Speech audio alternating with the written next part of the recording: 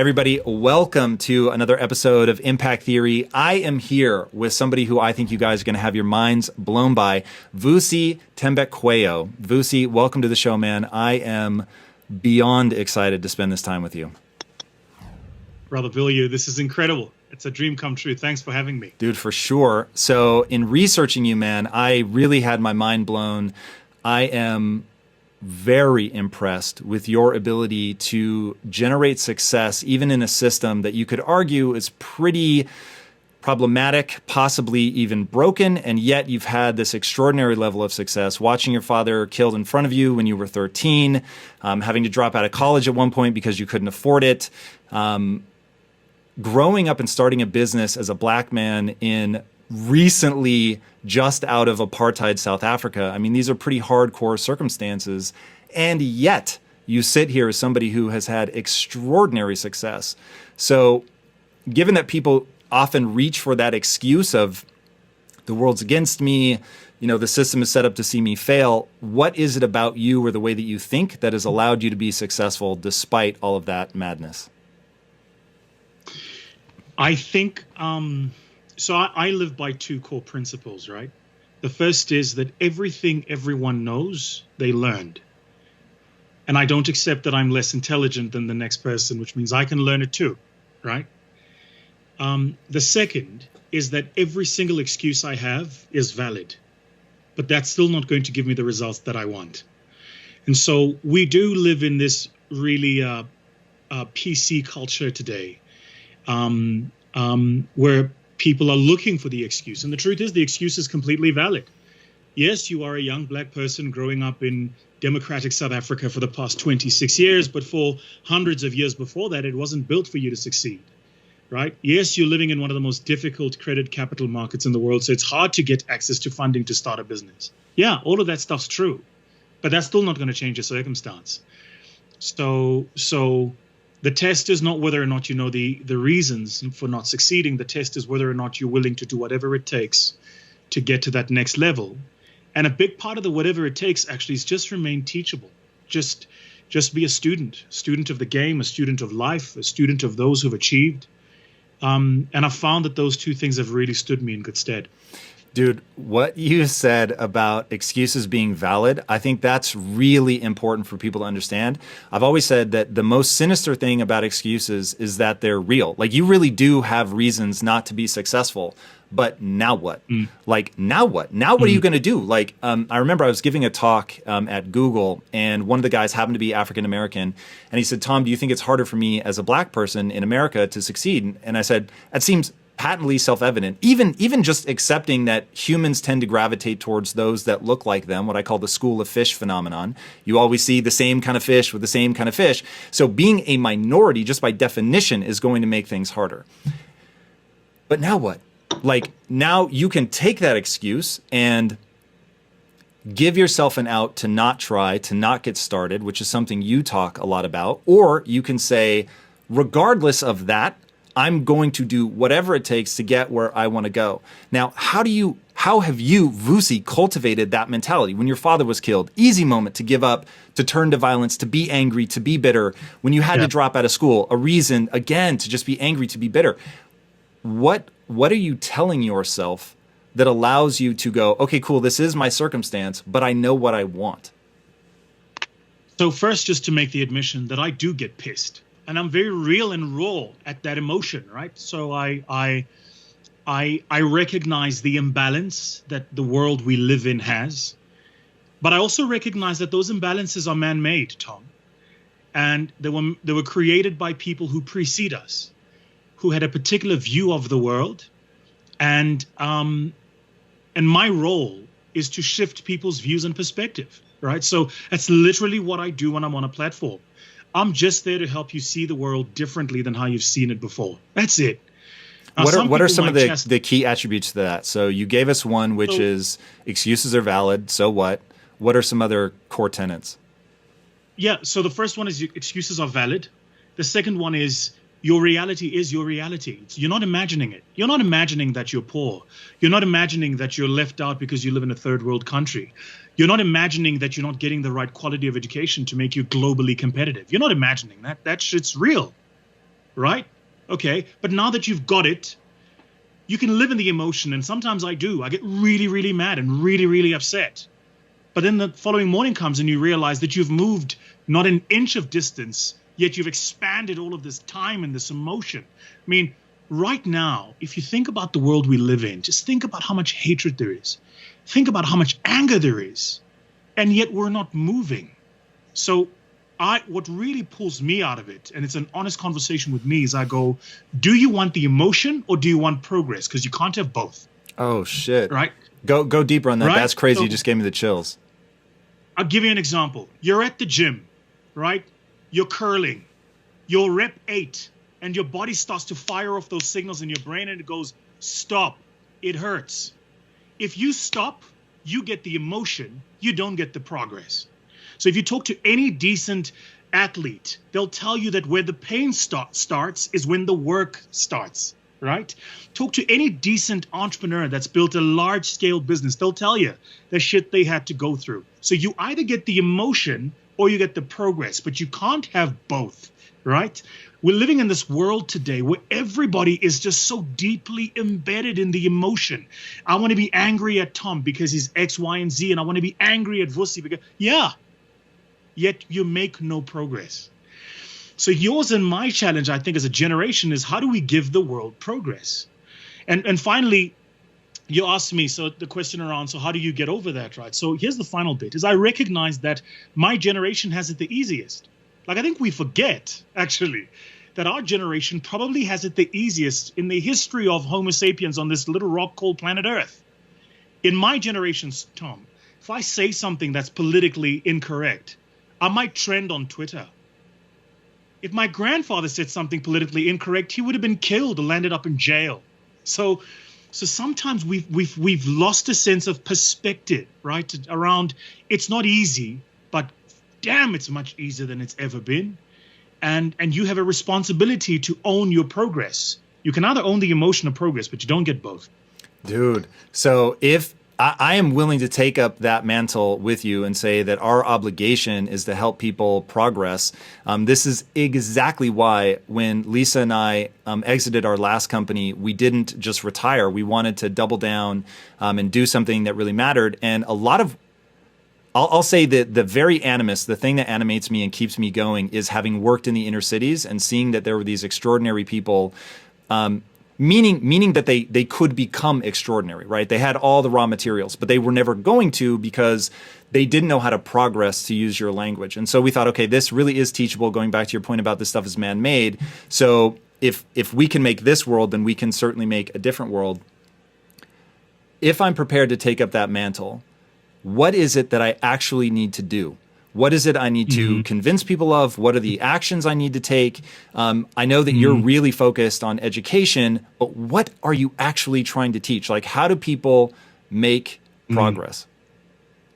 So, see, this is why I'm a fan of the show, is because the questions you ask, it's like, damn, how did Tom go there? So, the hardest thing to do is to enable people to see themselves as they are. Not as they hoped they were, not as they've been taught they are, but as they actually are. It's the single hardest thing to do, and I'll tell you why. Because we're all embedded in this construct of a thing called identity, right?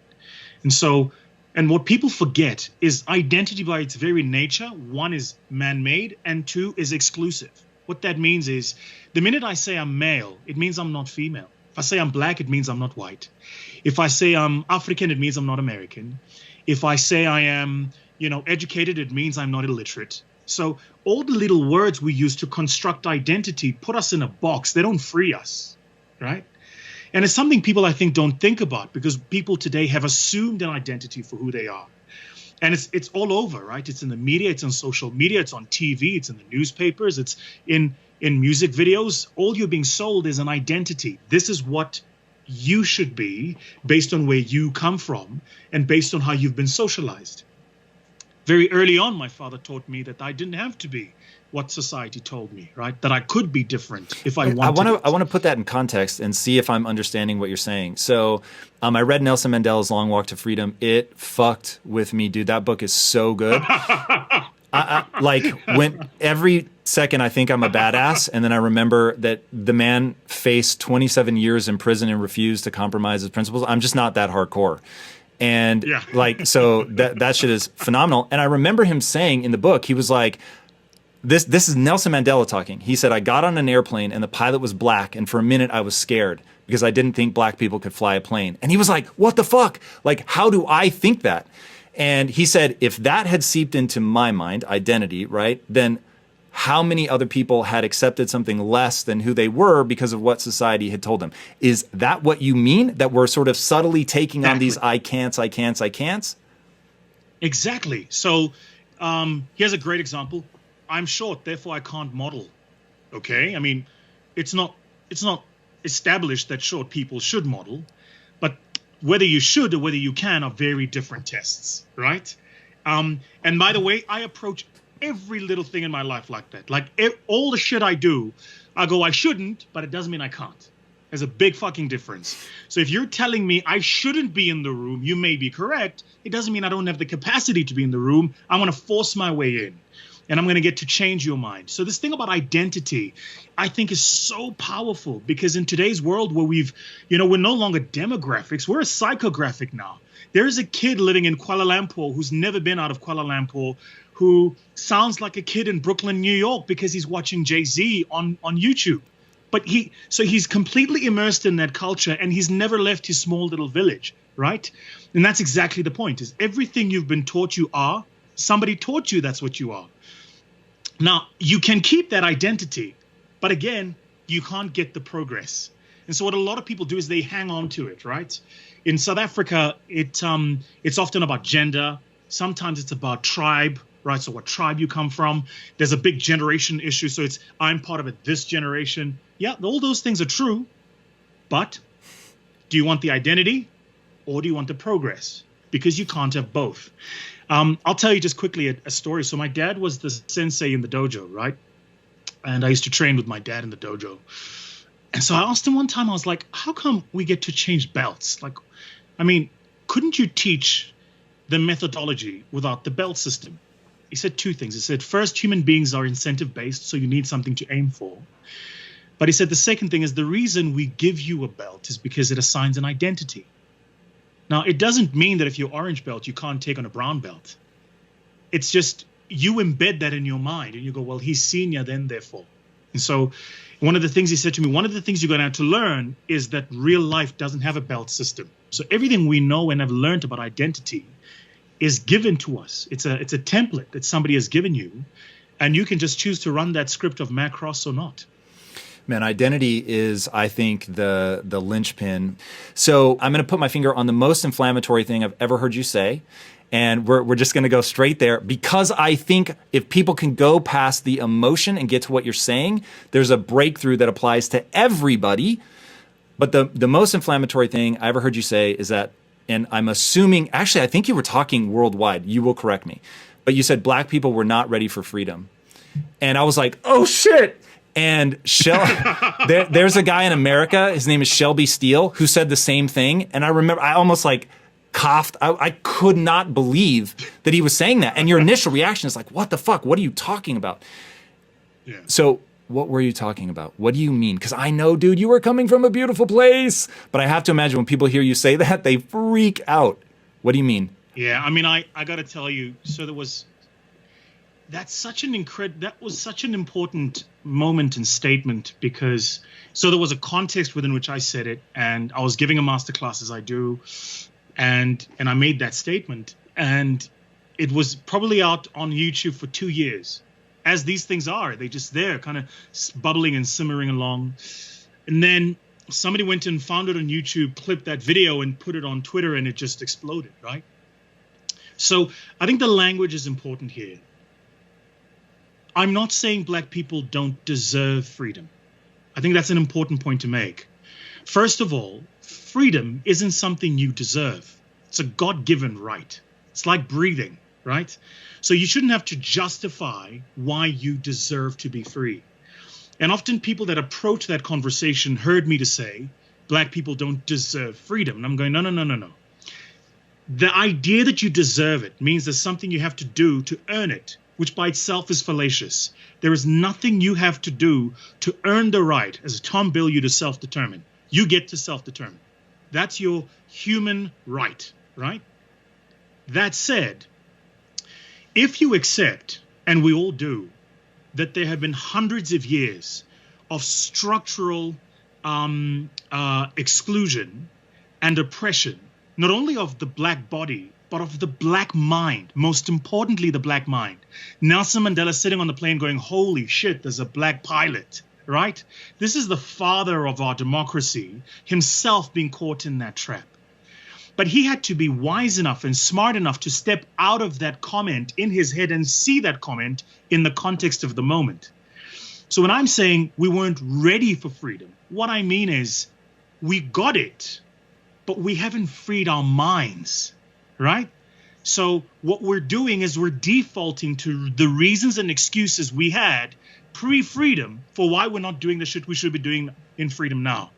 So the oldest, most independent country in Africa, I think, is Ghana.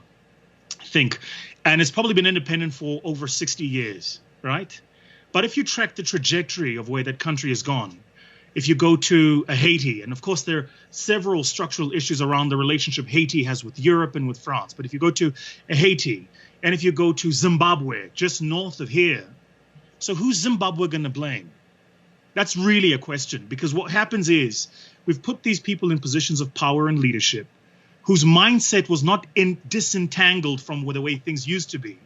So they bring an oppressed mind into a freedom construct. Then they act like oppressed people, and we wonder why the results are the way they are. KRS-One said it the most beautiful way. In one of his raps, he said, as black people, we need to be free people, not freed people. Shit. And the point there is, the point of departure is when you're free, you don't find the need to explain your freedom. You just are, right? And so that's where that comment was coming from, and it was a reflection, okay, so we got it. But were we ready for it? Are we using it to the best of its ability, this incredible freedom that we enjoy? Are we really being transformative? Are we being imaginative? Are we doing new, great, and powerful things? Are we being a generation that our children's children will look at and go, those guys had the right template. They got it right? Or not? And it's a question we have to answer every single day. Yes, it is interesting. So because of my experience, I think of the same problem, but I don't think of it along racial lines. I think of it along economic is probably the closest thing. So working in the inner cities, I realized white, Hispanic, black, didn't matter. People had been told things like, I remember one kid coming to me, happened to be Hispanic, and he said, my mom told me that the world does not want to see me succeed. And I thought, what the fuck? Like, I actually understand why she's saying that. She's trying to say, look, this is going to be hard for you. There are difficulties you will face that other people will not face. And so I know where she was trying to go. It was like trying to sort of soothe him for the difficult road ahead. But what it told him was, you don't belong in that room, so don't bother, don't even try.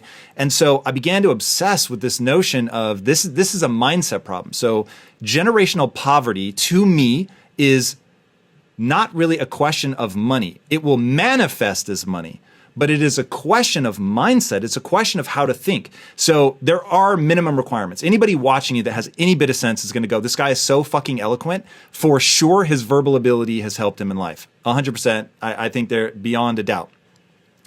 But if somebody has that latent ability that doesn't get it trained, they're not going to end up being able to leverage it as a skill set. There's a guy named Jeffrey Canada, and he was looking at basically how do you give people the right mindset to be successful. He'd grown up in Harlem at like the height of the crack epidemic, and he's just like, fuck, this is atrocious. And what he realized looking at the data was what mattered was the number of words you heard by the age of 5 and the ratio of positive words to negative words because of what it did to the language centers of your brain and how you spoke in a job interview or in trying to communicate to other people. And so he's like, this is a very complicated problem that has a very simple like linchpin that if you address that, then everything else tumbles from that. And I'll say that one of those things isn't just language. It's just how you think about your place in the world, your identity, and everything sort of keeps coming back to that. Do you agree that the statement that you made about being able to make the most of your freedom centers around how you conceptualize yourself and the world, pointedly 100%. identity? 100%, which is why I think the work of our generation today really is around forcing us to reconstruct these very identities we have. If you think about it, we live in a world today where almost all identities are assumed, right? So the idea, for instance, of masculinity is assumed, all right? The idea of being a strong Zulu man is assumed. There's a script, there's a book somebody wrote that says these are the ways you've got to be this thing, right? And I didn't get to do the edit. I just got the PDF version, right? But I'm saying if I'm living in a world that is complex and changing, I can't take this PDF script into a new environment. It ain't going to work. So I either get to keep the tradition and the emotion, or I get progress, but I can't do both, right? And, for me, I really used to resent this because I would get chastised, I'd get mocked, I would get attacked. And then I realized that actually I was giving others the permission to be themselves too, right? So, and that's the most empowering thing that you can do when you choose to step into no man's land. Meaning saying the things that you're saying? The sort of inflammatory things? So not only saying the things that you're saying, but allowing yourself to be ventilated, allowing those thoughts to be discussed and ventilated by people, right? One of the things I had to learn was, as I did it, it was incredible how many other people came out and said, "Shoo, glad you said it, because I've been thinking it, but I couldn't say it because they'd lynch me." And I was like, "Wow, man! So we're all aware that the script doesn't work, but none of us are willing to say it because they're going to throw us in the proverbial social media concentration camp." Well, that doesn't sound right. I mean, that's not progress, right? Final thing, just for you to think about, which is this: what's the worst that can happen? Well, the worst that can happen is you're wrong. Then you're educated, which goes back to where we started at the very beginning, right? Remain teachable. So the worst thing that can happen is you say something, you're wrong, somebody picks up the phone, you're educated, you grow up and you mature. But I think it's really important. I think this idea of identity is just so powerful. When somebody asks the question, who are you? How do you answer that question, right? Are you the job you have? Are you the place you come from? Are you the lineage of your ancestors? Are you the qualifications? Are you your geography? Who are you, right? And I think a lot of us don't really bother to give that enough thought.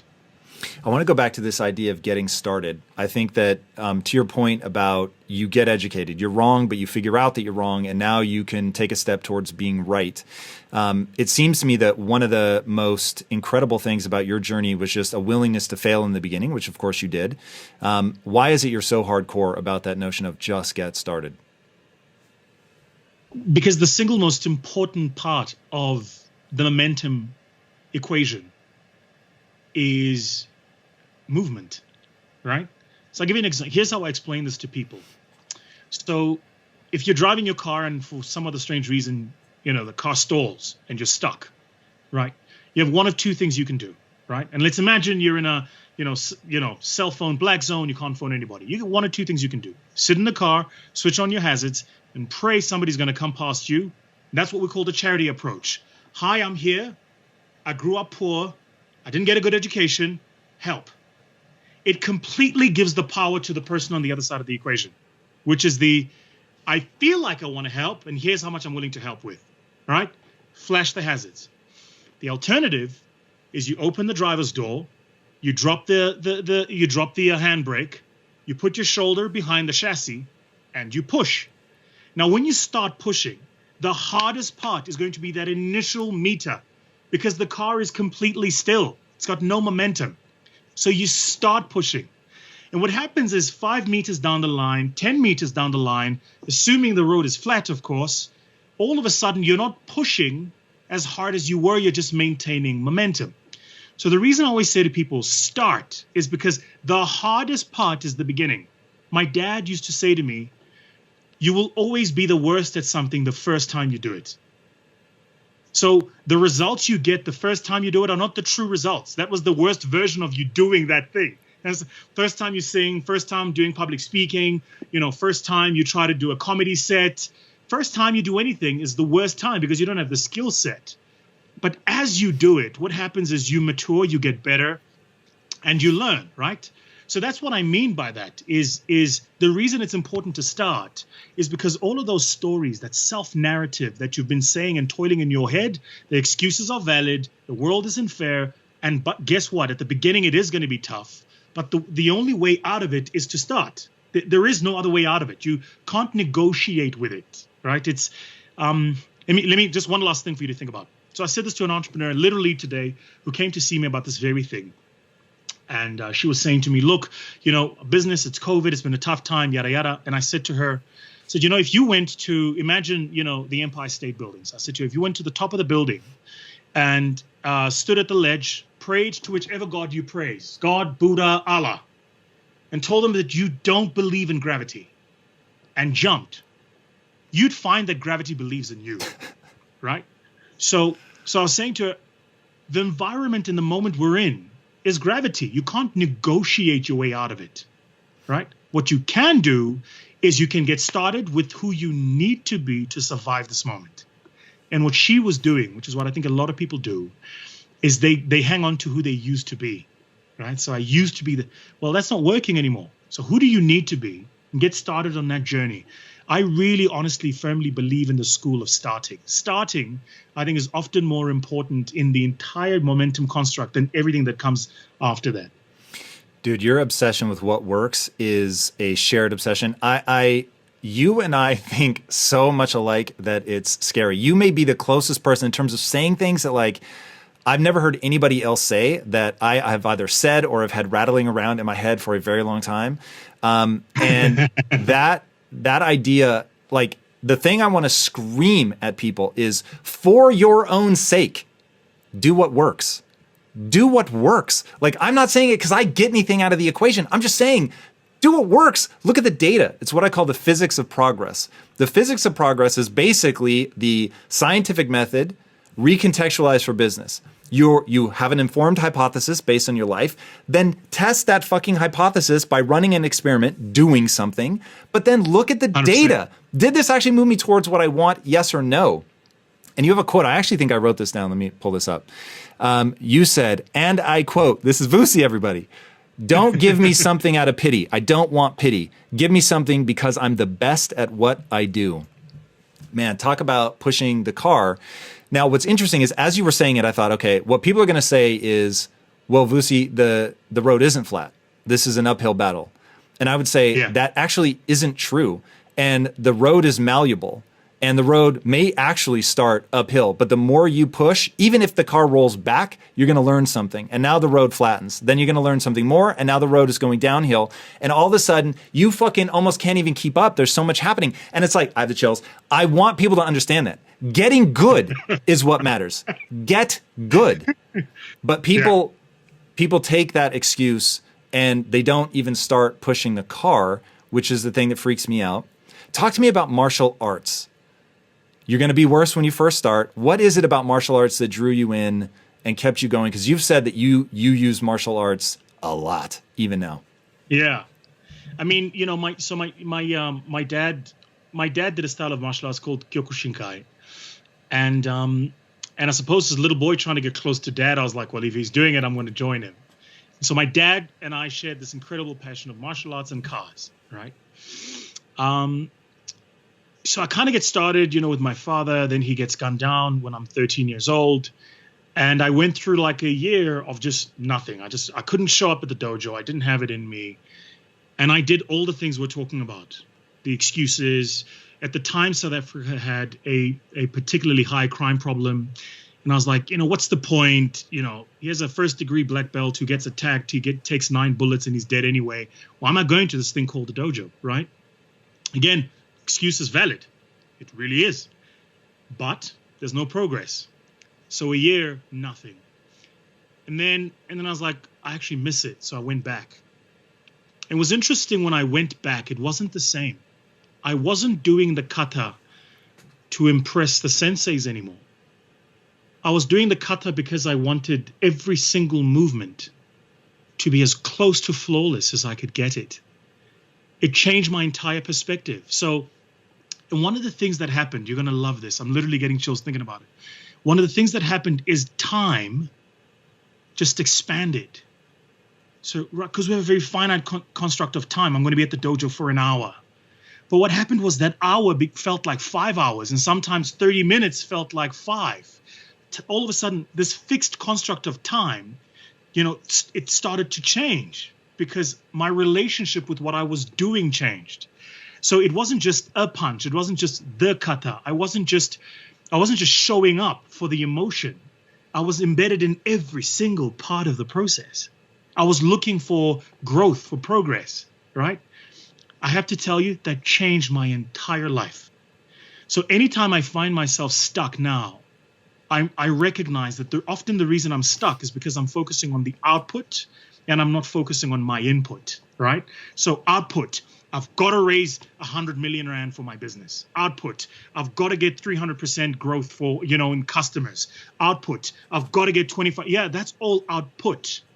But what you got to focus on is input. What are the things I've got to do, and how do I do those things intentionally, deliberately, and try to get better every single time? Every meeting, every impact conversation with one of my staff members, every engagement with a client or a potential client, every single one of those things. How do I focus on that moment? Because actually the output is a sum total of how those things come about. So when you are at the dojo and you are being graded and you are going through the process of trying to attain your black belt or your brown belt, that's what everybody sees as the output. But what actually went in was that malleable construct of time where you're trying to perfect every single movement, right?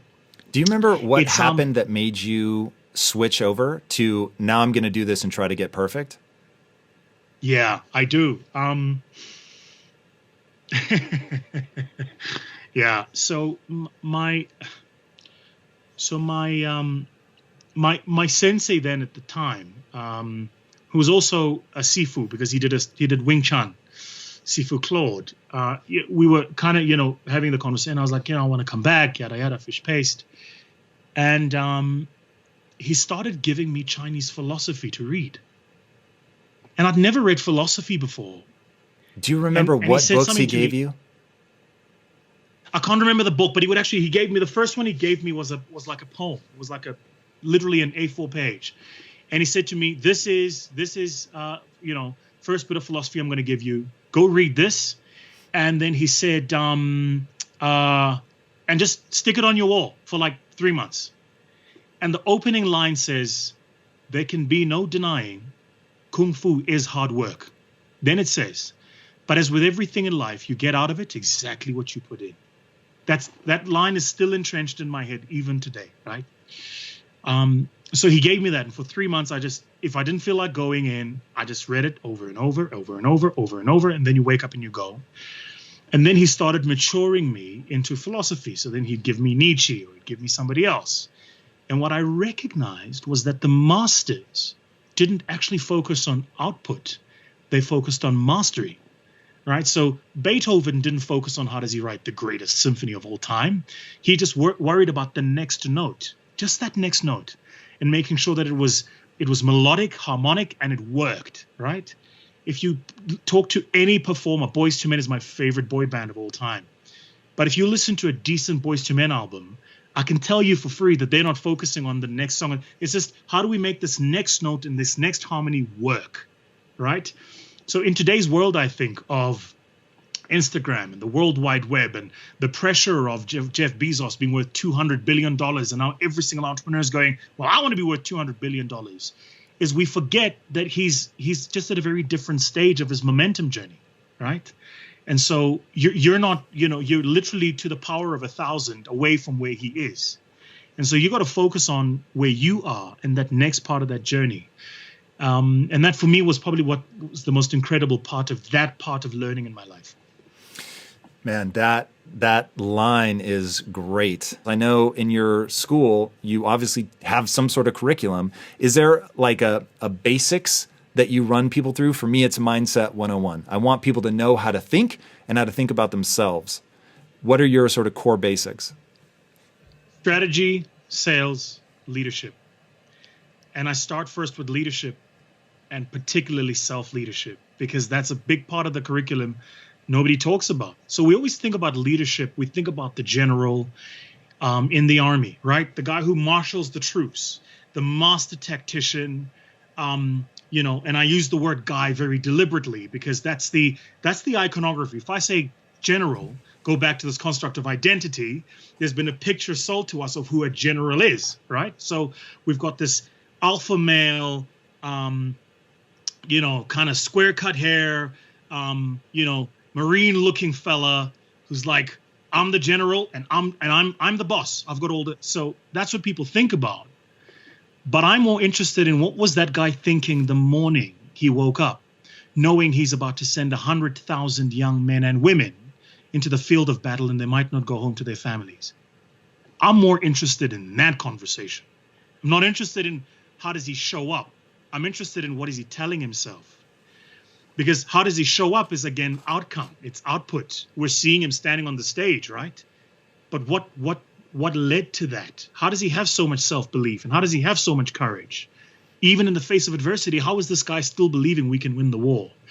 So we focus a lot on leadership, self-leadership, breaking down narratives. Man, I cannot tell you how many stories people have in their heads that are deeply embedded that they're not even aware the story is there. They're not aware that the script is playing every single day. And so they're living their lives in autopilot, right? I'll tell you a big one. And I work in the venture space. So a particularly big one in the venture space, particularly in the continent of Africa, is the idea that to get a business started, I need somebody to fund me first. So the first thing I say to entrepreneurs is, why? Why do you need a funder? Well, because I go, no, you don't need a funder. You need a customer. Get off your ass, make something, go sell it. See, get started. Now you go, I got the little thing. I go out and I sell it. Somebody pays me $1. Oh, okay, great. Can I do it again? Sure.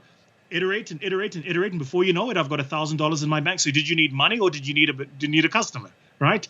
But it's narrative. It's these stories that people have told themselves. So the question was, how's our curriculum structured? First, leadership, self-leadership, personal leadership. How do you show up to your family? How do you show up to your friends? How do you show up to yourself in the mirror? Because, that moment will come too, right? Where you do something that you know is wrong, or you fail, or you're not proud of yourself. When you look at you in the mirror, what do you say? Right? Do you give people words that would be effective? No. So what we do is we actually do an exercise called So What? So, hey, Tom, you're on impact theory. What would your life look like if you lost the business? You go, well, it would look like X, Y, and Z. And I'd go, and if that's where you were, so what? You go, well, then that's where you were, so what? And what happens is 7 or 8 so what's later, people get to what is their actual fear. So what? So I'd be poor again, and I don't want that. I remember that. I remember going to bed hungry. I don't want to be poor again. Oh, okay. So actually the reason you work like a dog and you don't see your kids and you've completely no balance and you're completely overweight is because you're scared of poverty. Just face it. Now you can look it in the face and say, poverty, I'm scared. And there's nothing wrong with admitting that you haven't conquered that fear. Just be aware of it, right? It can be an incredible motivator, but you have to know that it's there. So we focus a lot on the so what technique. And I've seen people break down and cry. We had I'll never forget a young lady, one of our classes, and the whole conversation was, so how are things going? And it starts off with, everybody wears the mask, right? Oh, everything's great. Business is good. No. And I said, so what's keeping you up at night? Well, I've got this small little worry. And if that happened, so what? And if that happened, so what? And if that happened, so what? And what it actually came down to was she was a mother of 3. She'd conceived children very late in her life, and in her marital life, it was her second marriage. And she grew up without parents. And she didn't want to be the mom who would abandon her kids, right? Because she knows what that was like. So that was for her an incredibly scary thing. And she's like, I can't have that. I can't do that. But what she didn't realize, it was holding her back So she wasn't growing her business. She wasn't going to the next stage because it would demand more of her, and she didn't want to give that up because of this hidden fear. So strategy, leadership for me is important, and then strategy. You just can't operate in a world and not understand how to play a chess game. It doesn't work that way. And you always have to think 3 steps ahead of your competitors. You've got to think 3 steps ahead of your market. And you've got to do scenario planning. What happens if scenario A happens, scenario B, and scenario C? How will I react then? And then, as I think this is the most important skill for any human being to learn, is the ability to sell.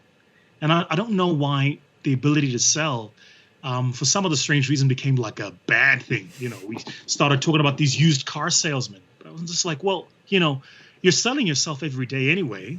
You've got to sell yourself to your partner about why they should stay married or in a relationship with you. You've got to sell yourself to you every morning about why you're a kick-ass person, right? Otherwise, you're really going to be grumpy because you don't like yourself. You're selling every day anyway. So how do we develop a curriculum that teaches you how to sell in a manner that is true, authentic, and enables you to have an impact in the world, right? And so those are kind of the 3 tenets of what we do. No, man, I love that. I love that. You have a pact with your mom, or you did growing up, that I think is, I'm going to imagine is part of the cornerstone of your success, which is if you're going to do anything, be the best, which is certainly my obsession. Tell me about that. That's in terms of things that I say that piss people off. That is one of them. When I talk about competing, not just with yourself, but like to actually be the best. How has that served you? Why did you make that pact with your mom? So for context, my father dies. I'm 13 years old. My father gets gunned down. And my dad was like he was the main income earner in the house. So that immediately affected our, how do I say it? It affected us, right? And so the past of South Africa is we'd come from apartheid, and Nelson Mandela becomes the president, the country gets democratized, and then those of us, myself included, Black people, have a world of opportunities now opened up to us that we hadn't had previously. And one of those was the ability to go to school that had white kids in them, because that wasn't allowed, right? And one of the things the government had done is it had given a far better quality of education at the white schools, and that had like this terrible level of education at the Black schools because they wanted a Black majority that was not educated. So it would work in the factories to create cheap labor, right? Anyway, so all of a sudden, we can all go to these white schools now, certainly if your parents can afford it. And Dad's still alive. I get into the white school because Mom and Dad can kind of afford it. Dad passes away. We can't afford it now. So Mom and I are sitting having the conversation, like, so, what are we going to do? And my mom said to me, she said, look, I will raise hell if they kick you out of the school. But you got to meet me halfway. She said, your part is you got to make sure that you give me sufficient grades that when I go into the principal's office, it's not even a debate. So I was like, okay, that's doable. Then she said, no, but not just that. She said, everything you do, you've got to be number 1. And there was a reason for that too. So when we were doing extracurricular activities, you have to like buy the kit. You can imagine if you play baseball, you can't just show up in jeans, right? There's a kit to wear. And I'm coming from a household, single mother, 5 kids. There is no money for the kit. So my mom went, if you are going to do it, make sure that you're number 1 at it. Otherwise, you're literally taking food away from the table. This is money we could spend buying food. And you said, Vusi, you want to play the violin, which I do. I'm going to buy you the violin. But recognize that means no meat for the next 3 months now, right? You say you want to do karate? Absolutely. Well, now recognize that if I buy you a gi, that means no bread for the next week, right? So there was always this very real life sacrifice. It wasn't just, so when the other kids are showing up to just do the extra curricular activity, I'm like, hang on, I've got to suck every single second out of this because, we've sacrificed a lot for this. So that was my pact, Mom and I. You do it, number 1. I can't tell you how many times if I came number 2, it became a discussion for the whole fucking week, man. Like, God, I heard you. I came number 2. It was a mistake. She says, nah, you came number 2 at the public speaking thing. You better make sure you're coming number 1 at the next one, right? So my mom would be at work. She'd come home and I'm in the room studying. And she's like, have you done your kata? Yeah, mom, I've done my kata. All right. How many hours are you putting into the study? Oh, I've got 1 more hour to go. All right. Are you doing your public speaking thing? Cool. Oh, and by the way, have you done your chores? Have you washed the dishes? Have you ironed your shirt? Have you polished your shoes? So it was just like this narrow focus on small minor tasks, but it was always such a meticulous focus. So my mom wasn't polish your shoes. It was are the shoes shining. It wasn't just iron your shirt. It was make sure that it's crisp and the collar is nicely ironed in. So I learned this amazing thing about detail. And love the process, man. You're writing a 60-page business plan. Enjoy page 4. Like, you're going to get to page 65, or page 55. Just enjoy page 4. You're building a business. Enjoy month 1. You'll get to year 5, but just enjoy month 1, right? That pact changed my life. By the way, she still does it to me today. If I lose something now I don't even tell her. She's just like, just don't tell me because I'm going to tell you about it. Do you resent your mom at all? Because I think when I hear that story, it fills me with so much joy and excitement. But I think a lot of people will hear that and think that it sounds tyrannical or cruel. So what is your emotional relationship like with your mom? Remember, though, that her approach is a mental and an institutional reverence for my skill. It's not a reprimand. There's a big difference. So she's not saying you're not competent. She's saying, do you know how competent you are? Why are you only this? Does that make sense? Oh, yes. It's a big difference. Somebody going, well, you got 90, you suck. And somebody going, you got 90, but you're capable of a 95. Where's the other 5%? Right? Okay. Well, here are the things you need to do. Get me the other 5%. So then it's a, oh, you believe in me. Oh, wow. That's cool. Right. So I got to tell my venture firm, we just won the 2020 Best Impact Investment Firm in Africa. Congratulations. Which is a huge deal. I know, 55 different countries. And I'm just like, wait, what? I remember when I first got into the space 8-9 years ago, first as an angel investor, again, conversation, right? People were going, aren't you that speaker guy? Why are you doing deals? Why are you investing in stuff? You shouldn't even be in this room. And then, then all of a sudden you start talking about shareholders agreements and term sheets and people go, oh, okay, so you understand a bit of the lingo now. Oh, okay. But aren't you that speaker guy? Yeah, because there's a frame and you put me in that frame, right? The only way out of that was me constantly reminding myself that if I don't win at whatever I'm doing next, I'm going to have a hell of a conversation with my mom. So this year when we win the award, I went to mom and I was like, check this out, mom. Now number 1 of the continent, right? So I think it's an incredible gift to have somebody that believes in you, especially when you don't believe in yourself. Yeah, church on that one, man. Tell me about Mandela. I know you met him a few times.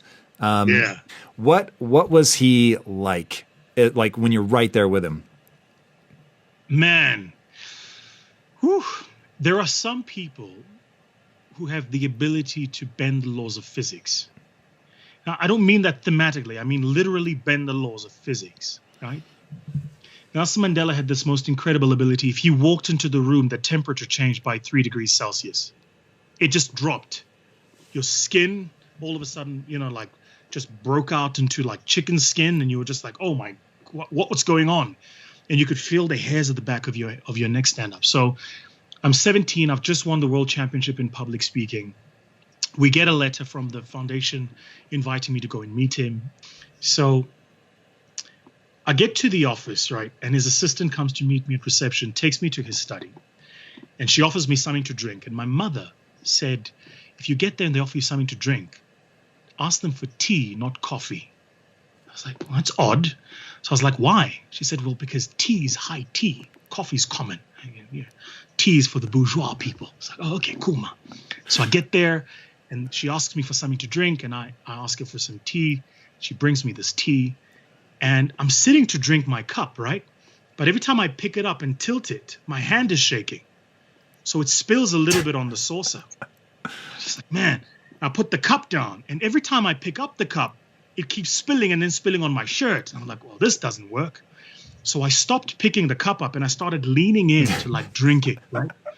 And I'm hoping he doesn't walk in whilst I'm like leaning in like a kid trying to steal, milk from the fridge or something. That's like I'm hoping. So I'm sitting drinking, and then I heard a, "Where is he?" I was like, "Oh my God." And my skin starts to burn. I'm like, "Oh man, that's him, that's him." And he walks to the study. He opens the door. He takes 2 steps forward, Tom, opens up his arms like this, and he says, "My son, come here." And nobody had called me my son since the death of my father. I can feel like these tears are just about to start running down my throat, my eyes. I jump up, give him a big hug, and we sit down. I'm a fairly big guy. I'm 6'2". I weigh 108 kilograms. I'm not sure what that is in pounds, right? So I'm a fairly big guy. I can hold my own, right? But next to him, I was a dwarf because he was like 6'4", 6'5". Whoa. I'm a size 11 shoe. He was a size 14. Whoa. He was a tank. Yeah, like most people actually don't talk about this side of Nelson Mandela. He was a physical giant, right? So we're sitting down and we're chatting. And all I'm doing is I'm just asking questions.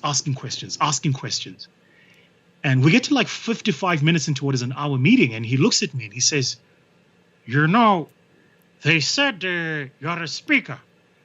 And I said, "Yebo Tata," which is a Xhosa word for granddad. And he goes, "But man, you have not spoken." So, your question was, so how was he? He had this incredible ability to make you feel welcome, but you always knew that you were in the company of greatness. I've met him twice, and both times you just always knew you were in the company of greatness. There was just no doubt in your mind about it. But for me, what came out of that meeting was, I remember I said to him, "So what's your dream for like mankind? What's your dream for humanity?" Right? Towards the end of the meeting. And he looks at me and he says, "What we need is a little bit of faith." So I was like, "Faith? Such a strange thing to say." I was like, what is faith? I asked him, like, "What's faith?" And he said, "Faith is the ability to see the invisible, believe in the impossible, and trust in the unknown." So I'm just like, wow, gobsmacked. And it's only as I've grown older that I realize what he was actually saying, which is it's the ability to make manifest that which is not yet. And I think a lot of us are living in a world today where unless we can see it, touch it, or feel it, we don't believe it to be.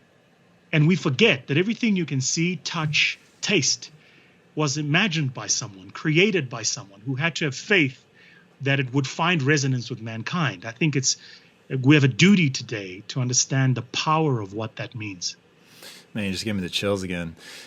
Yeah, what he did and represents is so extraordinary.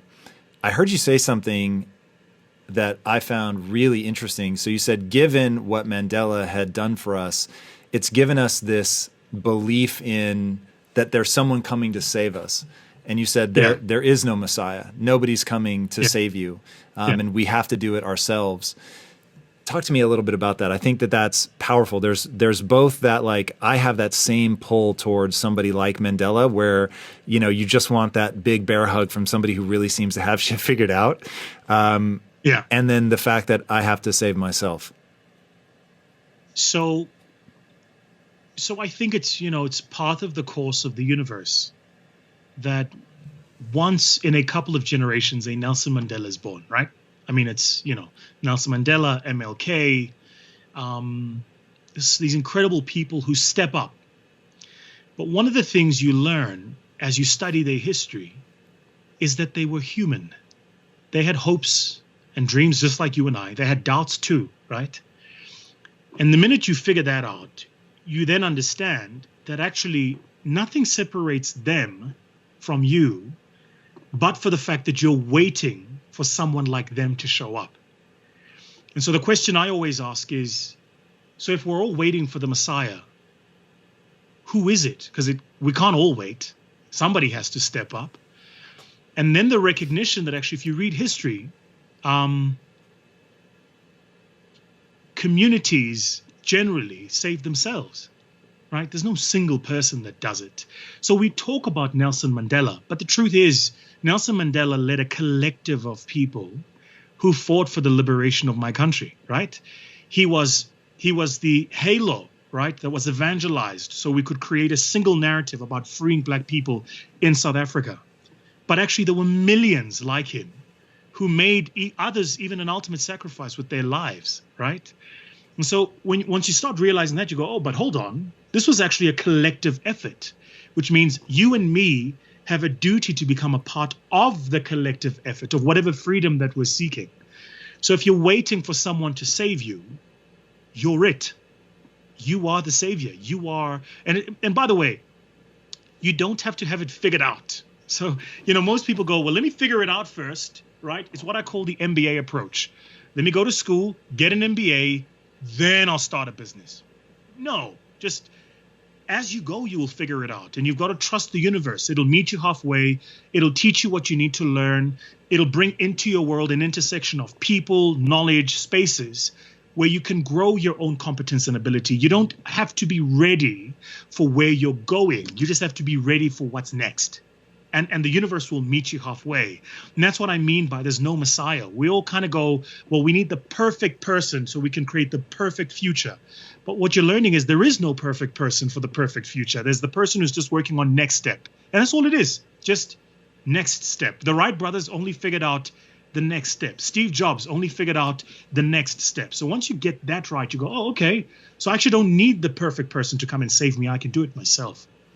Brother, I love the way you think, man. I love it. Where can people find out more about you? I think they need to spend time with you and your ideas.